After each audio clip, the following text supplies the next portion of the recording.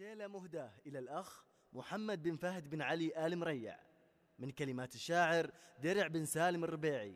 أداء درع بن سالم الربيعي، وأداء عبد الإله بن محمد بن شتوي.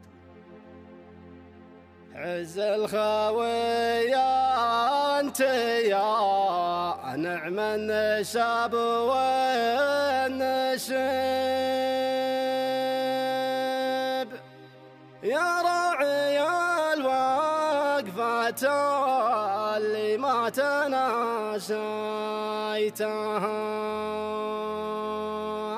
يا محمد القرمى لا يسق معنا الحريب، أهدك هذه القصيدة فيك سويتها.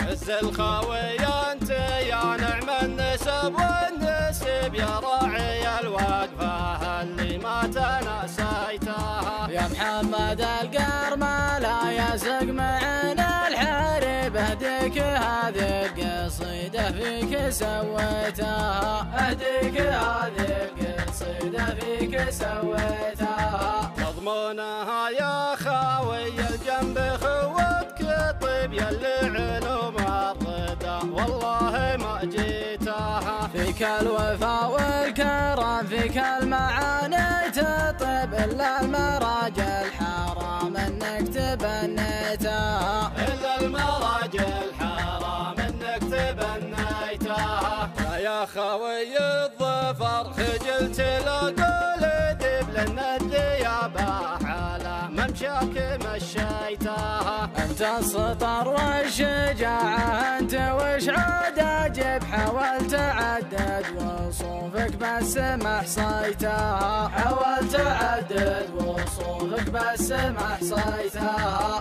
المقصد انك يا ابو نور حزام قطف في عسر ولا يسر مرتك عنيتها، وانا عصاتك معك لحل الامر الصعب، اضرب بي النايفه في الحال هديتها، اضرب بي النايفه في الحال هديتها. واليات ضايقت انا على الطب وانا الطبيب، لو كانت حمولي صعبه عنك شليتها، هذه الحقيقه ترى من دون شك وريب، ضحكتك مثل الهريري لا تقويتها، ضحكتك مثل الهريري لا تقويتها. واختامها يا خاوي العز دامك قريب، هذه هي اكبر كرامه قد تمنيتها، واختامها يا خوي العز